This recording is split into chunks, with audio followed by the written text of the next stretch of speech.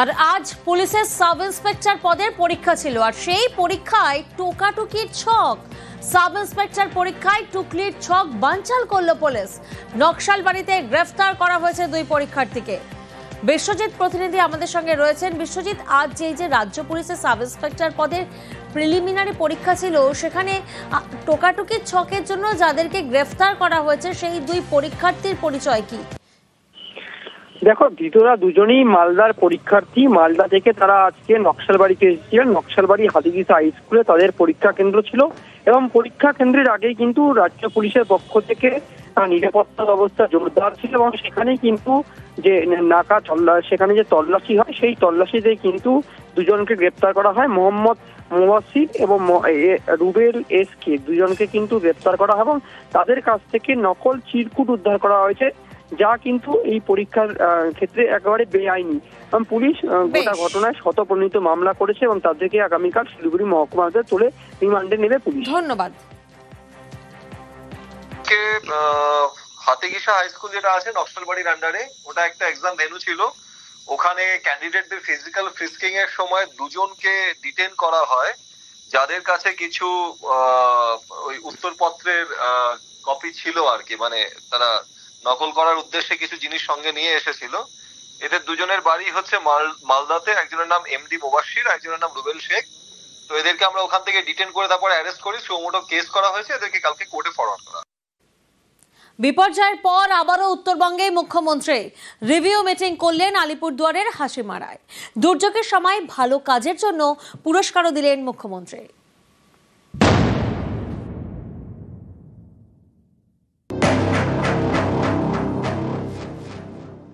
আজকে আলিপুরদুয়ারে হাসিমারায় যাব, ওখানে আমার রিভিউ মিটিং করব। তারপরে করার পর আজকে আমি হাসিমারায় থেকে যাব, কালকে আমি ওখান থেকে নাগরাকাটায় যাব, আরো কয়েকটা অঞ্চলে যাব। ওটা করতে করতে আবার রাত্রি হয়ে যাবে, তারপর উত্তরকন্যায় ফিরবো। পরের দিন আমার মিরিকে, যেখানে ডিজাস্টার হয়েছে সেখানে যাব। মিরিক থেকে আমাকে দার্জিলিং যেতে হবে। দার্জিলিং আমি একদিন থাকবো, কারণ ওখানে আমাকে দার্জিলিং কালিম্পং নিয়ে, মিরিক যেহেতু দার্জিলিং এর মধ্যে পড়ে, আমাকে একটা রিভিউ মিটিং করতে হবে তার পরের দিন করে। আমি তার পরের দিনই ফিরে আসবো উত্তরকন্যায়। শুক্রবার দিন আমি কলকাতায় ফিরে আসবো।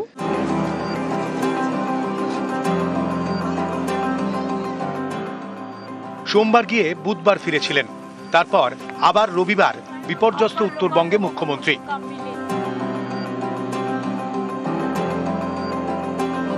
এদিন হাসিমারায় নীলপাড়া কমিউনিটি হলে প্রশাসনিক আধিকারিকদের সঙ্গে বৈঠক করেন মুখ্যমন্ত্রী। ত্রাণ এবং পুনর্বাসনে বেশি নজর দিতে নির্দেশ দেন। সেটা কতটা হয়েছে? রোড ম্যাম প্রচুর রাস্তা ড্যামেজ হয়েছে পুরো এলাকাতে ম্যাম। 3-4 তো একসাথে করা সম্ভব না, আস্তে আস্তে আস্তে আস্তে দেখতে হবে। বিপর্যয়ে ভালো কাজের জন্য 8 জনের হাতে পুরস্কার তুলে দেন মমতা বন্দ্যোপাধ্যায়। Mohammad Ali, forest guard, Madarihat. আমি অভিনন্দন জানাই যে ঘটনার জল আসবার আগে এরা ইভাকুয়েট করে দিয়েছিল, ফলে এখানে জীবন হানিটা হয়নি।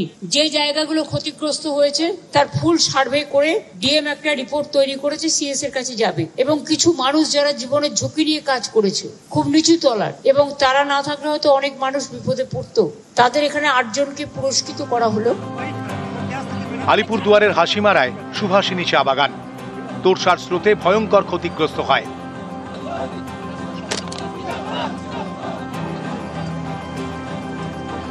এদিন এই চা বাগানে যান মমতা বন্দ্যোপাধ্যায়। চা শ্রমিকদের হাতে তুলে দেন ত্রাণের জিনিসপত্র।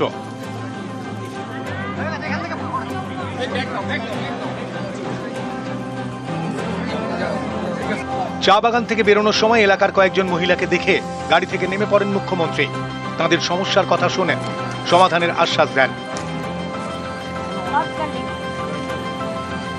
এদিন হাসিমারায় একটি গুরুদ্বারেও যান মমতা বন্দ্যোপাধ্যায়। নিউজ 18 বাংলা।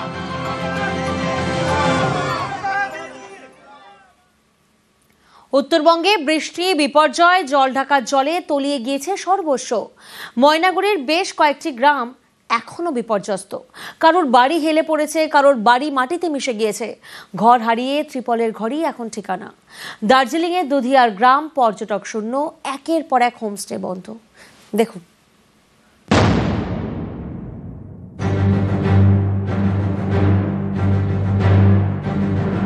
হেলে পড়েছে আস্ত একটা বাড়ি।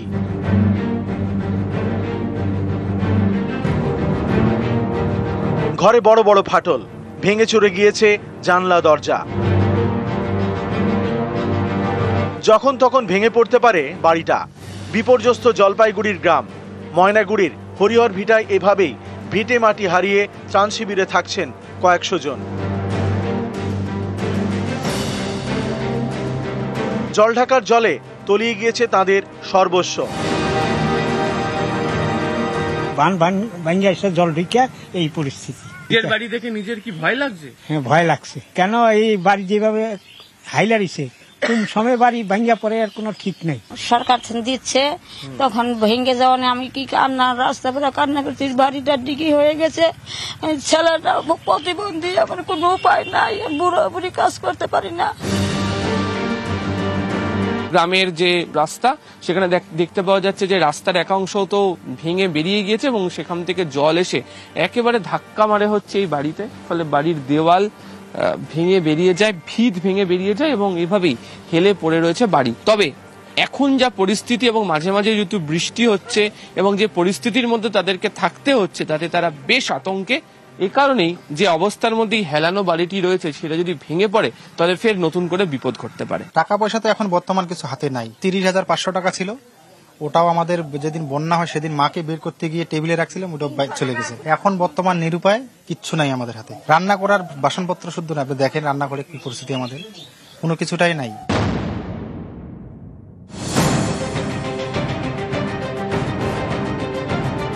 ময়নাগুড়িতে জলঢাকা ঘেঁষা আরো দুটি গ্রাম, খাটোর বাড়ি এবং তারার বাড়ি। এই দুই গ্রামেও একই ছবি। জলঢাকার জল গ্রামে ঢুকে ভাসিয়ে দিয়েছে সর্বস্ব। মাটিতে মিশে গিয়েছে প্রায় 50টি বাড়ি। ঘর হারিয়ে ত্রিপলের ঘরে প্রায় 700 গ্রামবাসী। সব ভাষা নিয়ে গেছে। আমরা তো গরিব মানুষ, কি করে দিন কাটাবো এই গরমের মধ্যে? কবে ফিরবো জানি না। ট্রেনিং করতে পলি পড়ে গেছে, সেটা করতে একটু সময় লাগছে। আমাদের সিভিল ডিফেন্সের ছেলেরা, পুলিশের তরফ থেকেও বিভিন্ন টিম লেবার এনগেজ করা আছে, যাতে যত সম্ভব ঘর ঠিক করে ওদের ঘরে পাঠানো যায়, সেই চেষ্টা আমরা করছি।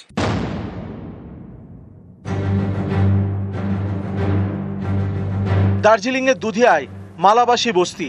এখানে একের পর এক হোমস্টে। সারা বছর জমজমাট। এখান থেকে খাওয়া দাওয়া সেরে মিরিক, কার্সিয়াং, সুখিয়ায় ঘুরতে যান পর্যটকরা। এই মালাবাসী বস্তির হোমস্টেগুলি এখন খাঁ খাঁ করছে, পর্যটক শূন্য। দূর দূরান্তের পর্যটকদের জন্য আশ্রয়স্থল ছিল দুধিয়ার কাছের এই মালাবাসী গ্রাম, আর যেখানে 10টির বেশি হোমস্টে প্রতিনিয়ত পর্যটকদের আনাগোনা ছিল। দুধিয়ার লোহার ব্রিজ ভেঙে কার্যত হোমস্টে বন্ধের মুখে। বেশিরভাগ হোমস্টেতে ঝুলছে তালা। होमस्टे तो सब बंद है, अभी नहीं आ रहा है। ब्रिज से टूट गया ना, कैसे आएगा? सब बंद है, टूरिस्ट लोग नहीं आ रहे, रास्ता ही बंद है ना। इधर का बहुत लैंडस्लाइड हुआ है इधर भी, इसलिए अभी एक भी टूरिस्ट भी नहीं। जब ये जो ब्रिज टूटा है उसी से अभी नहीं आया है। हम लोग चाहता है ये जो स्टील ब्रिज टूटा हुआ है उसमें जल्दी से बांध लगा के वो पुल का पुनर्निर्माण कर दिया जाए। নিউজ 18 বাংলা। 4 অক্টোবর উত্তরবঙ্গে বিপর্যয়। একের পর এক চা বাগানে বিপুল ক্ষতি। শুধু মিরিক মহকুমাতেই 2.5 লক্ষ চা গাছ নষ্ট হয়েছে। মিরিকের দেউরালি, সেখানে কমলা লেবু চাষে কয়েক লক্ষ টাকার ক্ষতি হয়েছে বলেও দাবি।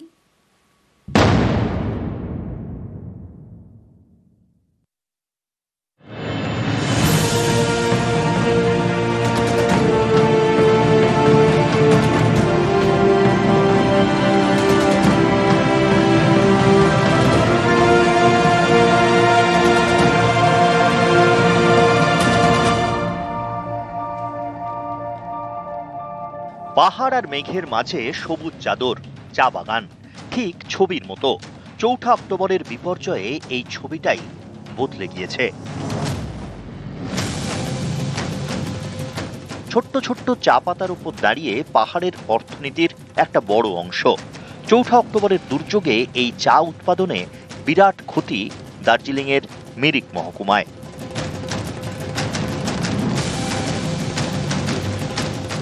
মিরিকে প্রায় 2.5 লক্ষ চা গাছ নষ্ট হয়েছে। থরবু, গোপালধারা, সিয়ক, সাংমা, টারজান সহ বেশ কয়েকটি চা বাগানে ব্যাপক ক্ষতি হয়েছে। প্রায় 30 হেক্টর চা বাগানের জমি ক্ষতিগ্রস্ত বলে দাবি। প্রাথমিক হিসাবে প্রায় 2.5 লাখ চা গাছ নষ্ট হয়েছে। এই ধসে চাপা পড়েছে চা শ্রমিকদের আবাসনও। কয়েক কোটি টাকার লোকসান এই চা শিল্পে। रास्ता तो बहुत ही बंद है, अभी भी मुश्किल से छोटा गाड़ी घूर रहा है इधर रास्ते में, और अभी भी खतरा तो बाकी है। और हमारे यहाँ पर जो बगान का वो मेन रोड है वहाँ पर तो बिल्कुल ही बहुत मुश्किल हो रहा है। 8 থেকে 10 বছর মতন সময় লাগে একটা চারা যদি আজকে লাগানো হয় তার থেকে আবার উৎপাদন নিতে। তো সেক্ষেত্রে দাঁড়িয়ে বলবো যে এই ক্ষয়ক্ষতি থেকে যে ঠিক কবে বেরিয়ে আসতে পারবো এই মুহূর্তে বলা ভীষণভাবেই দুষ্কর। অক্টোবর মাস, কমলা লেবুর সিজন, গাছ ভর্তি লেবু, আর মাসখানেকের মধ্যেই মিরিকের কমলা লেবু পৌঁছে যেত শিলিগুড়ির মার্কেটে, সেখান থেকে রাজ্যের নানা প্রান্তে। তার আগেই বড় ধাক্কা, মিরিকের দেউরালি, কমলা লেবুর গ্রাম বলে পরিচিত। শনিবার দুর্যোগে কমলা লেবু চাষেও বিরাট ক্ষতি। বাজারে খোলা নদী সে তার গতিপথ পরিবর্তন করে ঢুকে পড়ে এই কমলা বাগানে। বড় বড় বোল্ডার উগড়ে পড়ে পাহাড় থেকে। বড়সড় আর্থিক ক্ষতির মুখে দেউরালি গ্রামের এই কমলা চাষিরা। শুধু কমলাই নয়, আদা এবং বড় এলাচ যা গোটা রাজ্যে এখান থেকে সরবরাহ হতো, তারও কিন্তু বড়সড় ক্ষতি হয়েছে এই গ্রামের। हम लोगों का मूल सोर्स ऑफ इनकम ये एग्रीकल्चर है। खेती में हम लोग का ऑरेंज सबसे ज्यादा होता है, उसके बाद आता है इलायची, और उसके बाद अदरक। जो भी हुआ बहुत अच्छा नहीं हुआ। फलन अच्छा हुआ था, देखा ना इतना बड़ा बड़ा पेड़ में दाना लगा था। अभी हम लोग बेचा भी नहीं था, अभी दिवाली का बाद में बिक्री करता है। अभी तो बिक्री नहीं हुआ था, लेकिन बहुत नुकसान हुआ।